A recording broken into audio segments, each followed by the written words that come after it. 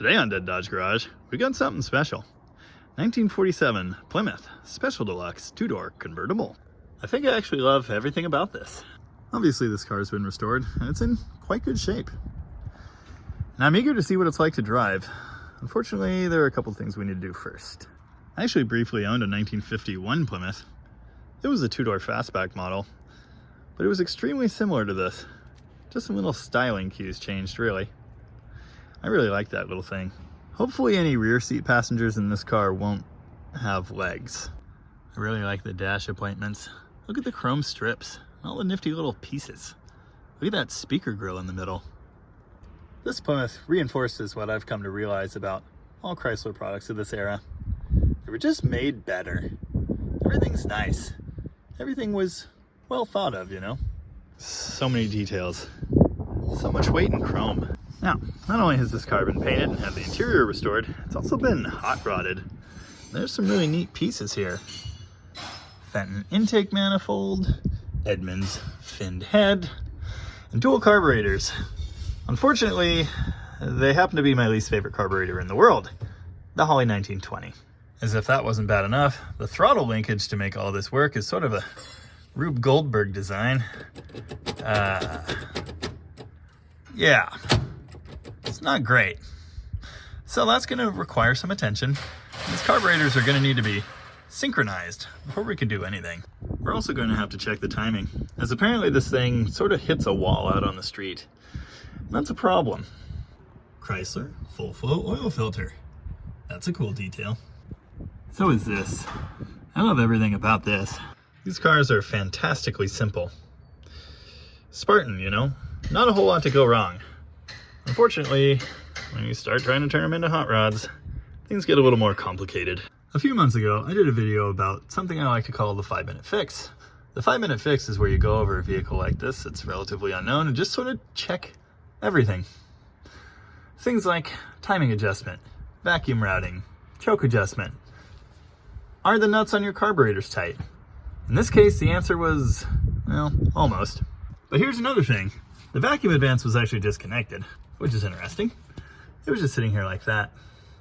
I connected it back to the port that it was clearly routed to, and then I remembered the vacuum advance connection on a Holley 1920 is actually on the other side, so that's a problem. There, fixed.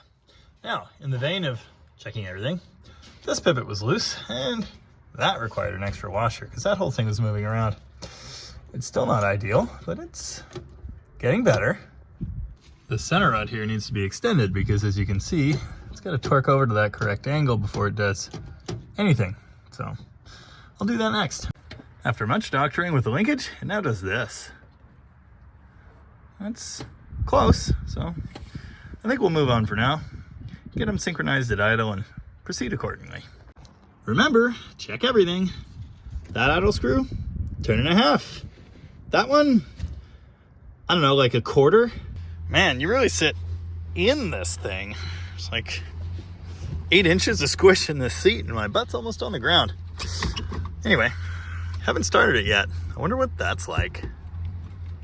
Oh yeah. Hold on. Wow.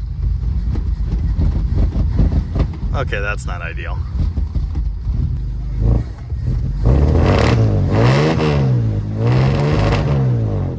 That's interesting. A little bit of a hesitation though. This isn't going to be extremely scientific because these aren't matched gauges. But if you see there, that one's pulling 19 inches of vacuum and that one's pulling 18, I guess? So we're not super far off, but we kind of want to make sure those readings match. Okay, I bumped the idle speeds up a little bit and evened them out, and now we're just about 20 inches on both. So that's an improvement. It already sounds better. Obviously there's some pump tuning we need to do. I did find one other issue though. The front throttle doesn't always return, so I may need to tweak the spring on that. It sounds pretty cool though. This thing has true dual split exhaust. I think that's why it kind of sounds like an angry Geo Metro, because these are basically two pipes with 3 cylinders each. Now, I have a feeling it's actually a little bit rich with 2 of these at 1.5 turns, so I'm gonna take them into about 1 and see what that does. The vacuum readings look pretty good. I just want to make sure it's not, you know, way too much.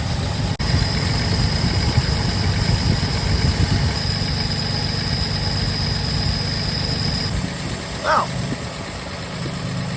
that could be a problem. Okay, after balancing out the idle screws, playing with the adjustments a little bit, and getting the throttle blades set even, we're pulling 21 inches of mercury, front and rear, and it sounds like this. So I'd say we're pretty close.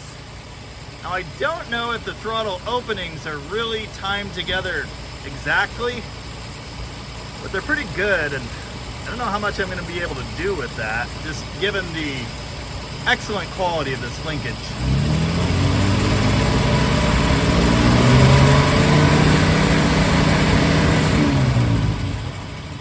The vacuum readings seem to match there, so yeah, I think it's time to see what it drives like. Huh. Like it never happened. Tacos. Went ahead and installed a battery hold down strap, you know, so we're ready for the banked oval. Oh, hell yeah! Watch out, little doggy.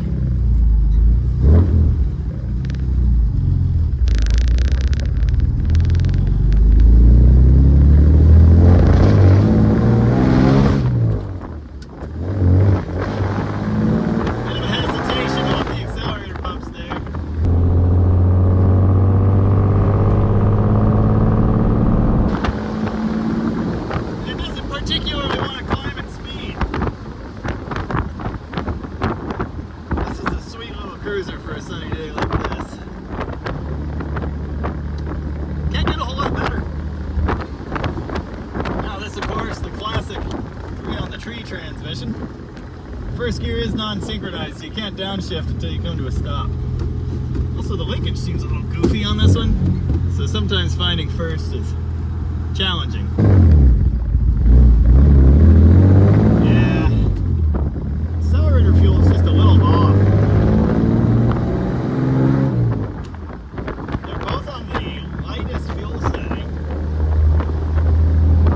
Maybe it just wants more.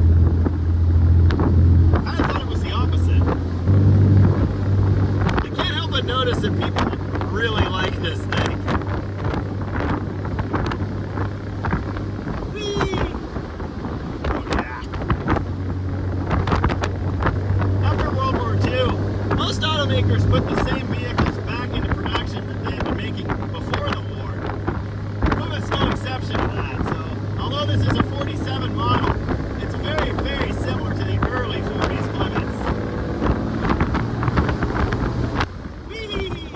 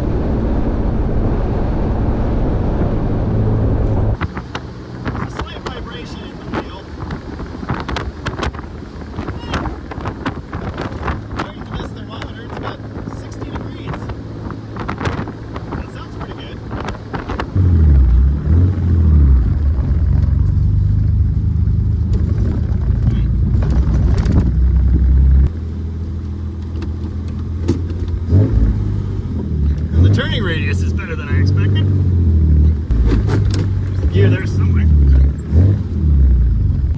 Hey look, a souvenir. What a nifty car. Alright, the idle's a little high now that it's actually warm. What a happy little thing. It's very fun, but it drives how you think a 40s car would drive, and well, it's just a very different experience. How cool is that? Oh, we definitely need to fix the sailing ship. That's supposed to light up too. I believe the hood ornament should also have a light in it. What a neat piece. Can you think of anything more wrong than a GoPro mounted in a 40s Plymouth? Special? Deluxe? It's both. I really like the wheel package. The red steely with the trim ring and the white wall and the sailing ship cap, of course. That's a great look. You can tell this thing isn't perfect, of course. This is a repaint and it's okay. There are some flaws and things, but what a nice car to take out and enjoy. I think it would be best enjoyed on the boulevards at 35 to 40 miles an hour. You know, cruising the strip, listening to the Beach Boys and what have you. Top down, obviously. If this were mine, the parade cover would never come off because a roof on a car like this is pointless. The lines on these old cars, so cool. So much real estate up there. This car came from an estate with a couple other Chrysler products from the same era. Very neat collection. I'm pretty much a muscle era guy, through and through, but cars like this just have a certain presence. There's so much flavor baked into these designs. So many little trim pieces. So many details. I like that. I like how this mirror is totally useless. That's neat. I just learned something. This thing has a freewheeling device like Evan's 50 Chrysler. It serves to make it more like an automatic. When you let off the throttle, instead of dragging it to a stop, it just returns to neutral, basically. Returns to idle anyway. That's pretty cool. Chrysler was doing some very interesting things with transmissions at this time. I just wish they'd put as much design and thought into the suspension, you know?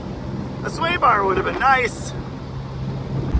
Okay, one problem with that freewheeling device. There's no engine braking, which could be a problem in a panic situation. Also, did I mention this thing has an overdrive? That's cool, except that it doesn't work.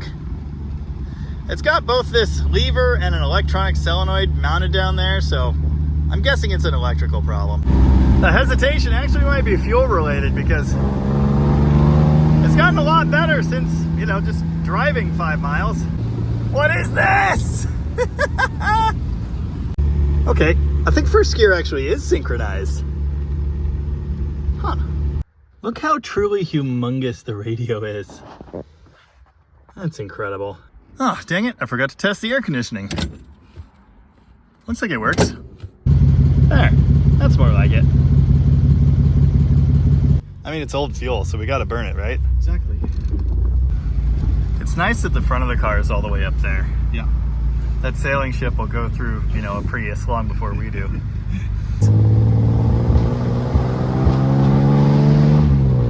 Well, all right. What? I think you're supposed to drive it with your foot on the floor at all times. See what I mean by it sounds like a Honda? It does. You know what I mean? Or an airplane. Or a boat. All right, test the horsepower. It's not bad. It's on its own way. I mean, It moves. I wouldn't say it's a horsepower machine, but it's pretty fun. yeah, I feel the wobble. Yeah, There might be some tires. it does not corner good. Jesus. I told you. Yeah, it's no joke. Convertible's not good for the beard.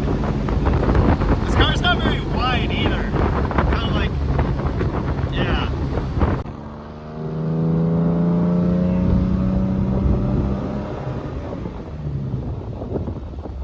It's Friday. It's tomorrow. Short answer. You did.